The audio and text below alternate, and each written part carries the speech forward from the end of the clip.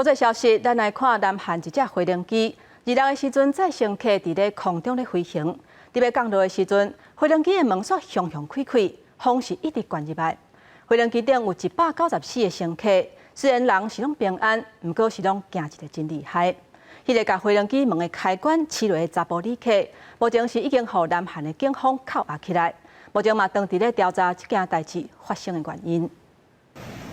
飞行途中的飞行机开启的舱门一直有强风灌入来，乘客头枕甲舱内物品互吹到外个起出。这一段由机顶乘客翕的画面显示，飞行机内迄当时的情况真紧张。韩亚航空一架为济州飞往台区的空中巴士 A321-200型客机，伫26中昼准备要降落台区机场，前几分钟紧急出口的舱门突然开启。迄当时飞行机离地面大约有200公尺，飞行机就安尼一路降落到机场。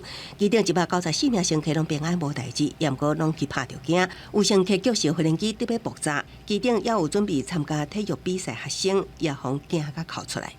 根据现场提名的消防人员表示，有乘客因为出现喘气困难问题，落机了后转送附近的病院救治。韩亚航调查了后发现，坐伫舱门附近一名30多岁男性的乘客，技术卡到舱门开关，目前已经互警方收押，当咧调查事发原因。公司新闻张淑芬编译。